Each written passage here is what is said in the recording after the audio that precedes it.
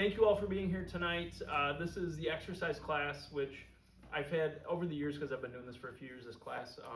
People will ask, what should I wear? I'm like, whatever you want. Like, I'm not in judge of your wardrobe. Like, and more what I mean is, like, we're not actually exercising today. And this is true of different areas of my life over the years, but I think it's just true in general, is that when I make improvements in areas and have breakthroughs in areas, it's because I sit over top of what I'm doing and really think about how I'm doing it in ways I can do better. And that's what I hope to accomplish for you guys and help you with today with exercise, is that more kind of break down what we're doing currently and ways that we can do things better.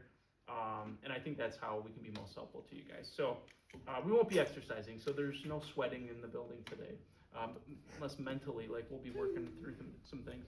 Okay, so I'd like you to close your eyes and trust me with this. I want everybody to close their eyes. And I want you to sit in a good posture in your chair where you're able to take a deep breath. And we'll take a deep breath in and all the way out. And we'll do that again. Deep breath in, all the way out. And one more time, let's do it. Deep breath in, all the way out.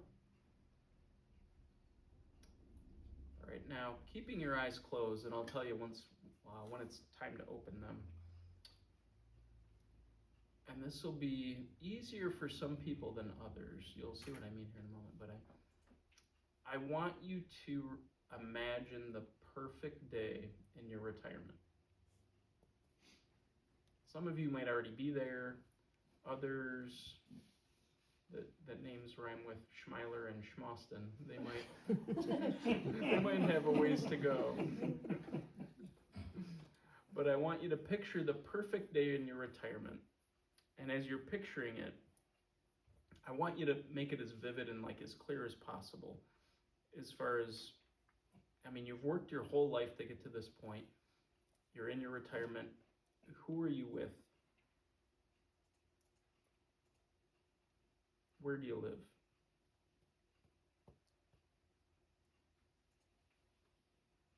What's your health like? What condition are you in?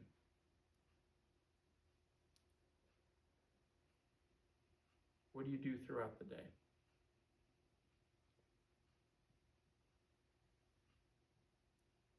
How active are you?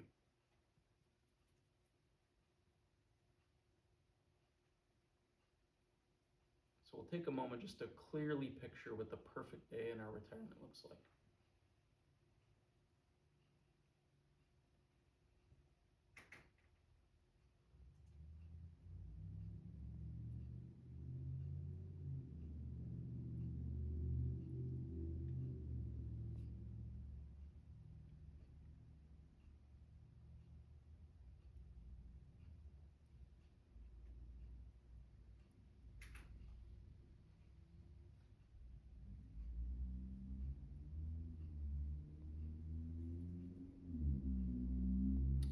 I'd like you to open your eyes, and then on the paper that you have in front of you next to number 1, I'd like you to journal just for a minute to write down what you pictured and kind of what the perfect day in your retirement looks like. And if you want to look over each other's shoulders, you can. Don't copy, of course, but I'd like you to write down exactly what the perfect day in your retirement looks like.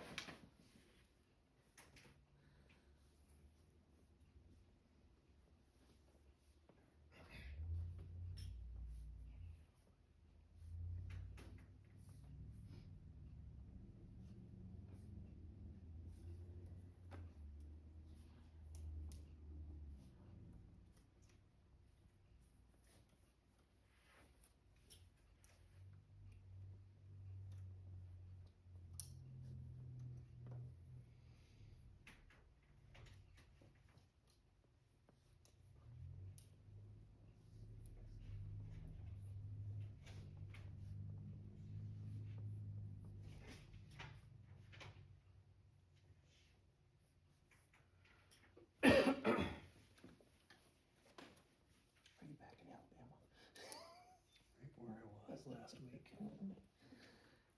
Pretty close.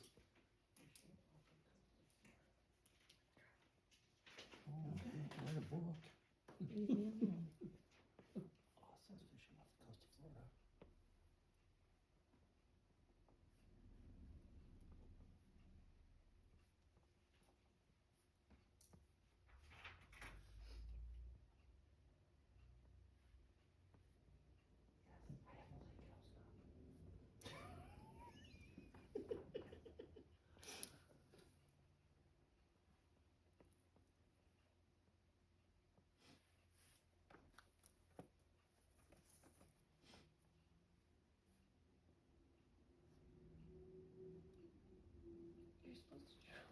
All right, and if you're still writing, you're welcome to continue. And this all is for you, of course, but if you're willing or wanting to, is anybody comfortable sharing what they wrote down? Yeah, awesome. Oh, sorry. Sorry, I was pointing Go at you. ahead. Sorry. Fishing off the coast of Florida with the All right, that's a good one. That's good fun. Yeah, buddy. Paddling down the river with my sister in a kayak, Oh, I love That it. sounds lovely. That is a good which I will be doing plenty of this summer. You've already got lined up. That's good. That's good. That is good. Oh, geez, I'm really boring. Okay. Mine was getting up, eating breakfast, doing some housework, having lunch with Kevin and seeing what he'd like to do for the afternoon, coming home, having dinner together, ending the evening with a walk and playing cards. Okay. See, we could do all that. Guess I while- took it a little more literal of myself as well. Yeah, I was like, you said to journal my day, so I was Yeah, journaling my day. that's precisely, yeah.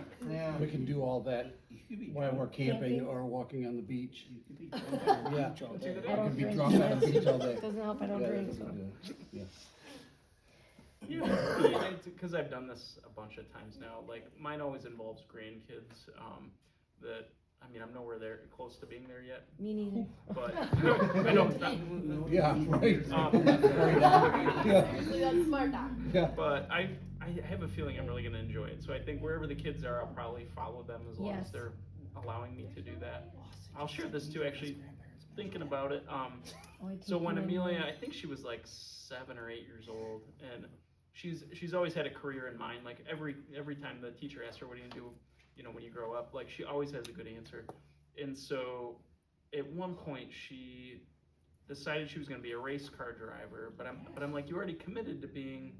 She wanted to be a pop star. So her day planned out was she was going to be a teacher during the day, and then a pop star at night, and then on the weekend she was going to drive a race car.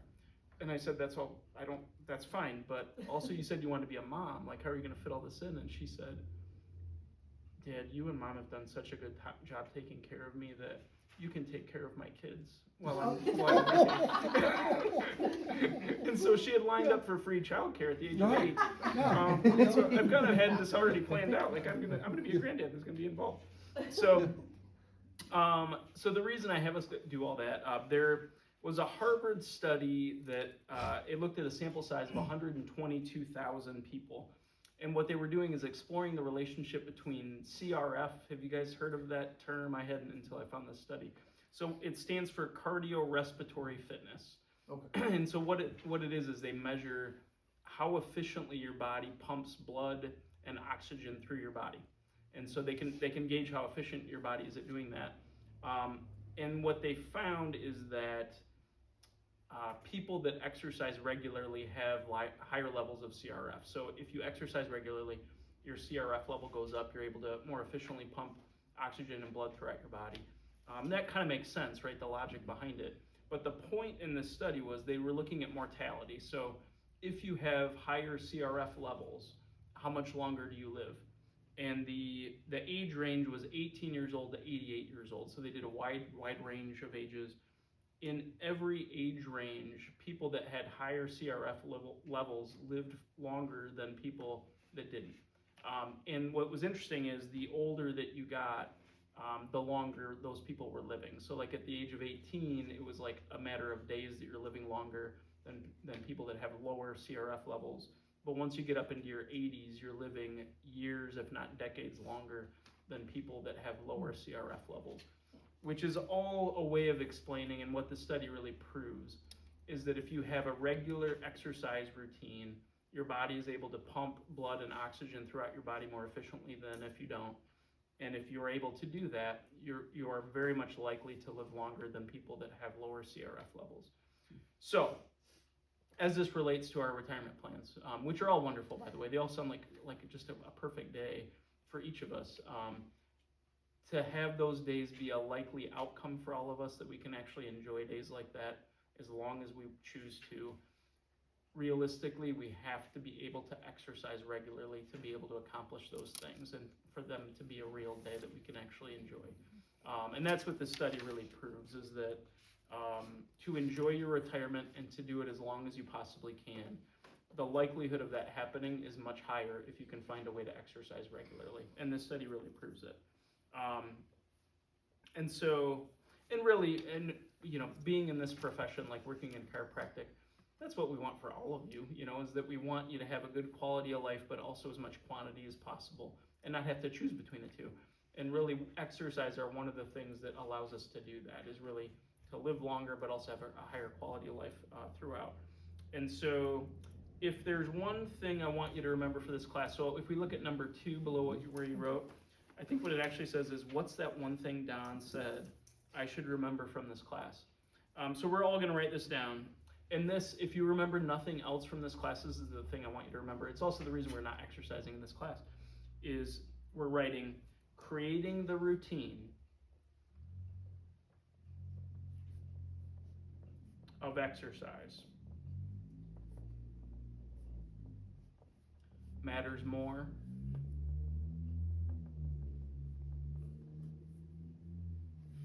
than the exercise itself.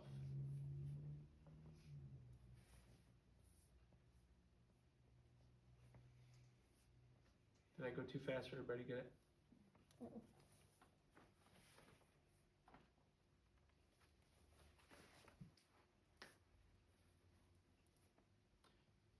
And so, like, in researching this class, I mean, this is the study I looked at, but I looked at like a half dozen studies that were all credible and were worthy of sharing with you guys, but they all say the same thing, is that what our bodies really need is the consistency and routine of exercise. That going for a long walk is wonderful, and what your body absolutely needs more so is the fact that you're doing it regularly. Like, that's actually what your body needs most. And so any effort or any outcome that you have from this class, like what I want it to be focused on for you, is creating a routine that's sustainable, that you know you can do and be successful with. And the routine is going to be more important than the exercise itself. So if you've read the article of the week, I've already given this away, but 23% of Americans don't exercise as much as they should, like what the daily recommendation is. So I'm not good at math, but 77% of us aren't meeting the minimum requirements of exercise. So because we gauge exercise in our office, and it's a discussion we have often with patients, the reasons that I hear from patients as to why they aren't able to do it, and these are, I've been paying attention more knowing this class was coming up over the last few weeks, so some I've heard are, and I'm saying reasons, I mean, you could, but I don't have time, I'm too busy, it's too hard, it's painful. My favorite one is I don't exercise, which I don't know what to do with that one, honestly. When people say that to me, it's, are there others that come to mind that we feel like is like, knowing that 77% of Americans really aren't at least meeting the minimum requirements? Are there other reasons we can think of why it would be difficult to accomplish what the minimum requirements are? Plain lazy. Yeah, and yeah. And I mean, I've had people tell me, they're like, I don't know why you do it, I wouldn't do that to myself. Right. Yeah. They just, Maybe I mean, That was me. a I said that too. misunderstanding of their body. correct, oh, Maybe. I like that. That's, You know, yeah. because that's a reason that someone would say that, is they have no idea how their body works. Yeah. Yep. No, I think you're right, and some of it I think you're right might be lazy, and some of And that that too. is, and I will But say this, you're right, like, that's- because whether it's exercise or anything else we talk about, like improving a habit, it's hard to change a habit. It just is. Like, so I'm not diminishing. You know, it's hard, and I get that, and I'm never going to tell you differently. But here's the thing: is that, and what this study proves, is that, you know, all those reasons that we're saying, and the fact that it's hard, they're all real. I'm not going to say differently. And the thing is, your body doesn't care. it doesn't care. Like, it doesn't matter how hard it is mentally for us to do it or to change those habits. Our bodies are meant to move. And if they're not moving, you know, we're talking about the positive results of living longer if we can create an exercise routine. But the same outcomes are likely if we don't create one. So in other words, there's a real consequence to not having a regular exercise routine. And the consequence is, I mean, the opposite of that is, yeah, you're not living as long, and your quality of life will be diminished. And all the studies, the ones I looked at, like, they all say the same thing. And so I will also share, like, those are kind of the long-term benefits of exercise, but the short-term ones, like, and this is where, you know, to get a higher CRF level, that's going to take time, and it's going to take probably months, certainly, to see a change. But immediately, the changes that, again, through studies I look at, it reduces anxiety, it improves cognitive skills, it decreases the likelihood of depression, and it boosts self-esteem. When I'm organizing this class too, I think of, it was regarding a different topic. I think we were talking about stress, but I was talking to a therapist that I know that's a psychologist, and we were talking about something else, but she said with every patient, eventually she gets around to the topic of exercise. And she said it is a very indirect way for her to help her patients address stress. That if your stress levels are high, there's an absolute ratio in her findings where if they increase their exercise, their stress is reduced. And so if stress is also an issue for you, this is a very indirect way of addressing that same thing. And I was surprised she went in that direction. Like, I was trying to talk to her about therapy, and she was talking more about exercise, but that is the truth. For some people, that's multi-purpose. Exercise is their way of being therapy. Exactly. No, it's true. And I mean, kind of like going along with what you were saying, you know, your body craves habit. It's going to create a habit, whether it's good or bad. And yes. So to add those type of habits like exercise in your life, that's very good. No, it's true. You're right. There's a guy, I know, I would describe him as the most, like, level-headed. Like, I like to think I'm fairly level-headed. This guy's a whole nother level, like, where nothing ever phases him. He's just always the same demeanor, but in a good way. Like, he's just so even-keeled. And I said, what's your secret? And he said, I leave it on the pavement, that whatever his concerns are, like, he's a runner, and I'm a runner, but he's, like, really a runner. And for him, that's exactly what it is. You're right. It's like a form of therapy. But for a kid, it can be for any of us. That's not just him. That's just how our bodies work. Oh, And so whenever we're and more just a little background on, like, when we're deciding we want to do a class in the office, Kathy and I usually talk about, it's kind of us pointing at each other like, you should do it. But for this one, Kathy, you know, said you have to do this one. And the reason she said that is that there's so many areas of my life that I'm imperfect, like more than I'm good at, certainly. Exercise is one area where, and I'm not saying it in a boastful way, but just that I'm good at exercise. Like, I have a good routine that I'm really consistent at, and it's easier once you get the routine, then it's easy to maintain that. To develop it from you know, the start is hard. And Don, there was a point where you didn't have that, right? Like, Absolutely. in your adult life? No, it's true. And I think for me, I really got more serious with it when I had kids. Like that, I think it was a lot of different things, but for me, part of it is too, I know that, I mean, we're talking about mortality, but genetically, I kind of I'm in a landmine field, like that. I have dementia, diabetes, heart disease are really all around my family, like that. I'm not set up to win long term, you know, with my genes in those regards. And so I know that the best thing I can do for myself is, like, to have some good habits to counterbalance the things that genetically I'm not set up to do well. Right. I will also share this too, and it's kind of related to what we were talking about with stress, is that, so, and I think there's an example of this I could give every day, but this is the most dramatic one, I think, is that I usually, in the winter, I'll exercise in our basement because we have some exercise equipment and stuff. So I was exercising in the basement. The kids were probably, I don't know, like probably 5 or 6, maybe 5 or 7, something like that.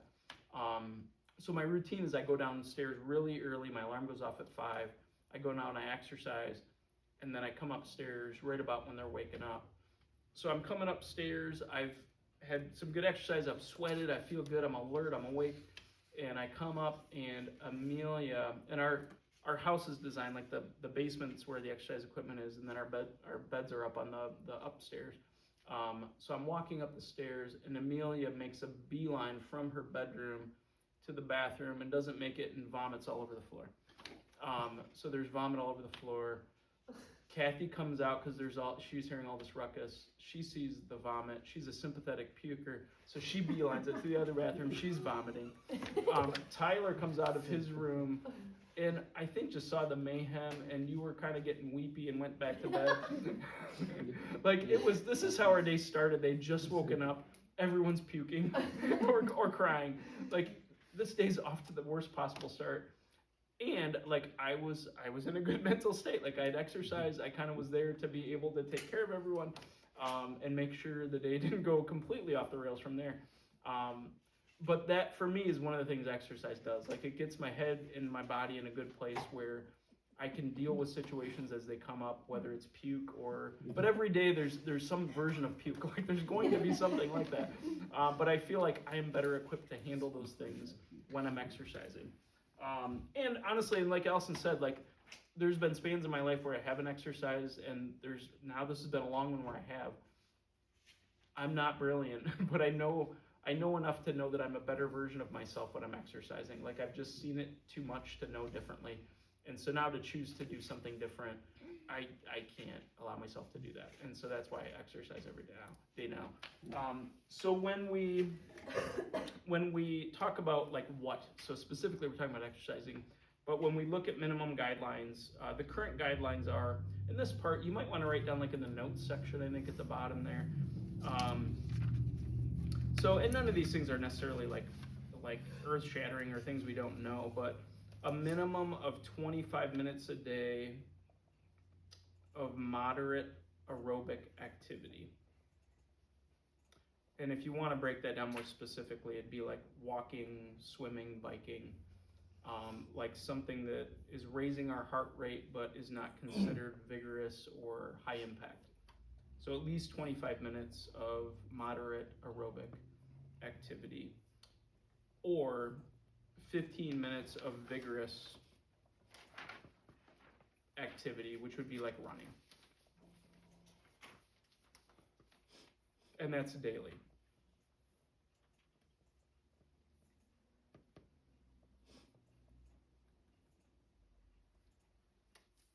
And then twice weekly doing some type of resistance training to strengthen muscles, which could be like free weights, circuit training, or resistance bands. But twice weekly doing resistance training to strengthen muscles.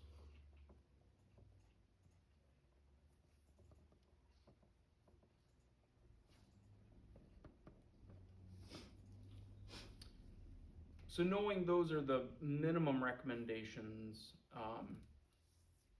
so I think we're on number, I don't have a sheet in front of me, I think we're on number 3, right? Yep. So on number 3, if you had to, in Inspire Health fashion, 0's best, 10's worst, right? If you had to rate how you're doing right now with exercise, and we're not going to share this one, this is just for you to kind of take stock of where you're at. If 0's perfect and 10's the worst, what number would you give yourself now for exercise?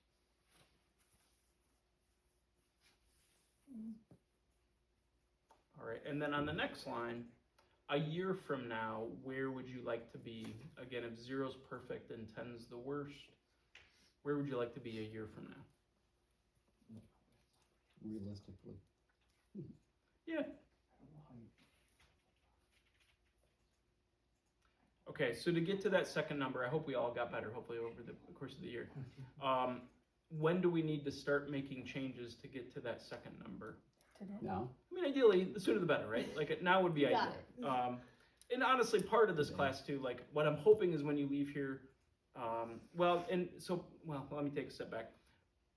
The elements that will determine whether you meet that number next year and actually achieve that are going to be based on a combination of two things. One is motivation, which my hope is that when you leave this class, if your motivation was here it's at least a little higher, is what I would hope.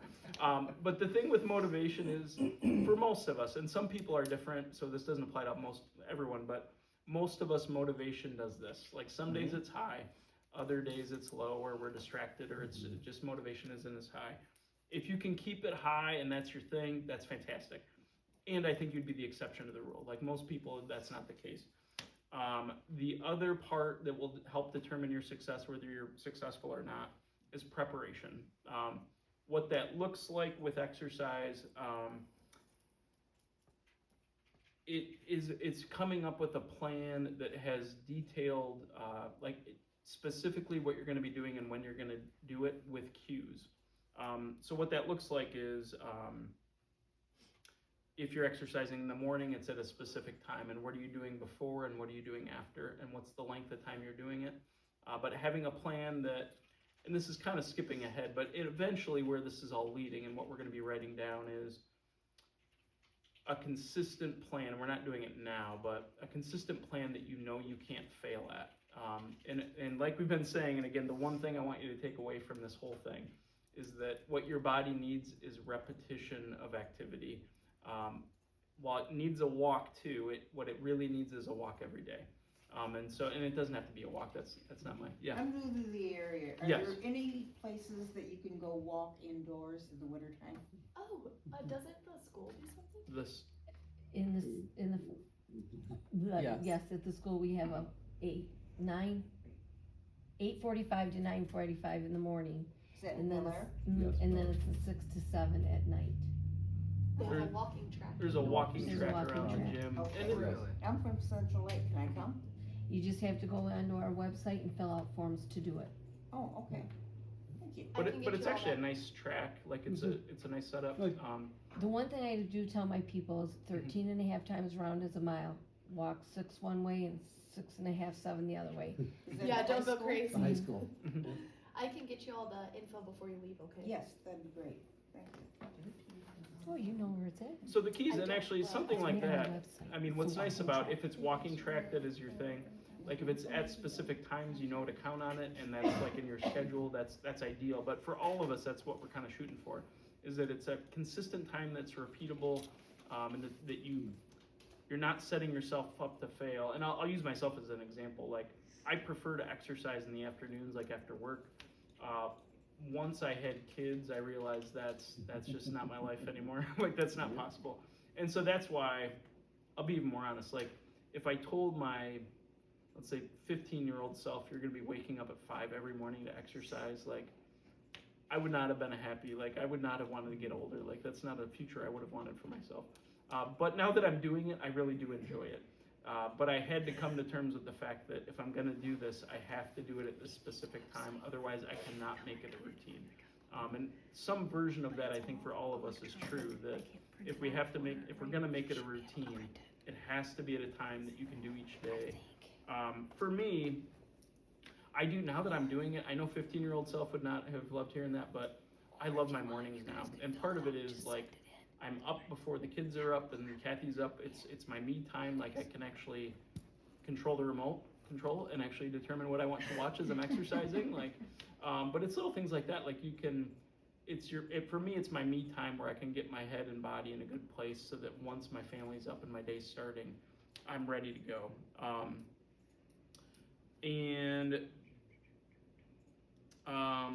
I think the other part too is that if you have not found a form of exercise that you ideally enjoy, but even not hate, I would take that, that you have to find, in other words, if it's something you truly do not enjoy and you just don't like it, you're not gonna do it. Like you will find a way not to do it. And if you haven't found that thing yet, you gotta keep looking, because there is one out there, I believe, for all of us. You just gotta find what it is. Like for me, I enjoy running. Henry honestly helps. Like if you have a dog too, taking them for walks or runs. I know. I got his attention. Did I hear run? But there's mornings usually I'm not in the mood to run, but when he sees me get out my running clothes, he's running around the house like all jazzed up, and that gets me somewhat more excited to actually go out and run. But there's other tricks we can do for yourself too. So let's say it's just a form of exercise that you think is okay, but you're not in love with. So like when I'm not running outside, I don't enjoy exercising as much. But the trick I do is, again, I have the remote control because no one else is awake. There's shows that I will only watch when I'm exercising that I like, that if I'm leaving like on a cliffhanger, I actually want to go downstairs in the morning and watch that show. And that forces me to want to exercise because I have to exercise to watch that show. But finding these kind of tricks where exercise doesn't suck, you know, and there's actually reasons that you want to do it. And for me, it's taken years to develop things that, you know, that I actually look forward to it and want to do it. But for each of us, we have to find those things that make it not suck and make it something that you actually look forward to do, or at least not hate. So, Can I add? Yeah, to that? please, of course. From my own personal experience, even though I've fallen off the rails a little bit with it, but I get up for work at 3:30 in the morning, so I can't really work in the morning or work out in the morning. Yes. I am extremely early, but yes. after work it was always kind of a dread going to the gym, and but the knowing how I would feel after the fact, because I would go into it feeling absolutely drained, wanting nothing but to go home. But I can tell you after the fact, not only did I physically feel a lot better, I actually got a spike of energy that helped me get throughout the rest of my day, and it just, my capability of being able to breathe a lot easier and stuff like that is, so just knowing and telling myself every day, you know, you're gonna feel better after. Yeah. Like, Yeah. do it. No, it's true, and that is all true. And actually, one we didn't talk about too is sleep. Like the more you're able to increase your exercise level, your sleep is likely to improve as well. Like kind of every aspect of health that we chart with you guys, exercise directly helps with all those different areas. In a second, we're more going to prepare ourselves for this. But even before we do this, let's reread. What did we say for number 2? What is the thing we wrote down? Creating Routine of exercise matters more than exercise itself. Exactly. That's fantastic. So with that in mind, first we're going to think about it for a second, then we're going to write. But what we're thinking about is, what is an exercise routine that you want for yourself?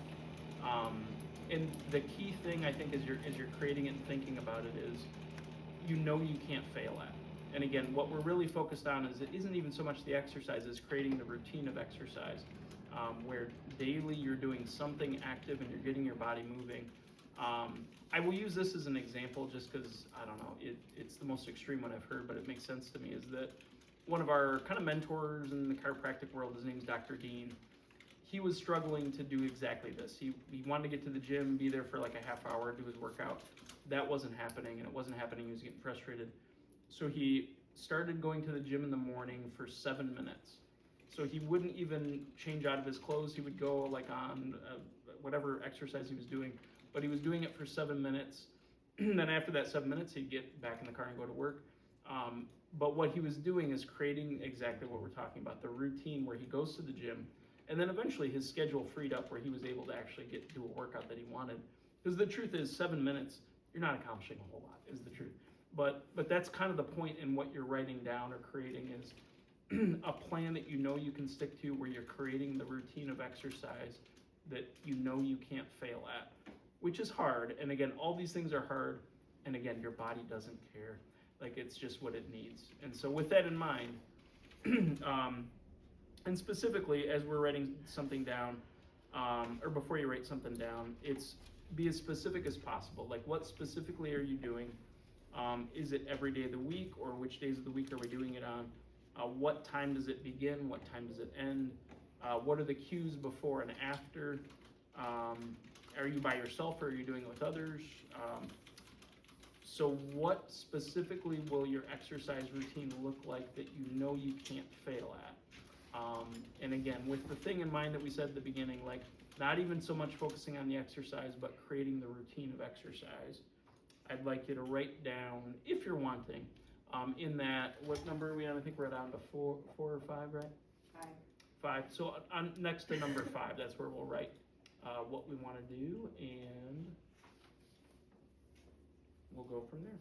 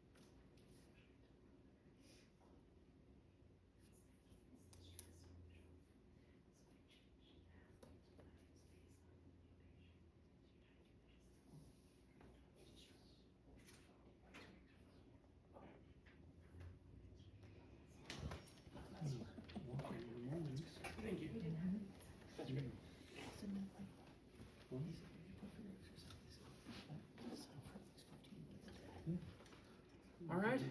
If you're still writing, you're welcome to continue, but thank you guys for being here. I went a little over. Kathy somewhere is frowning. She's big on time.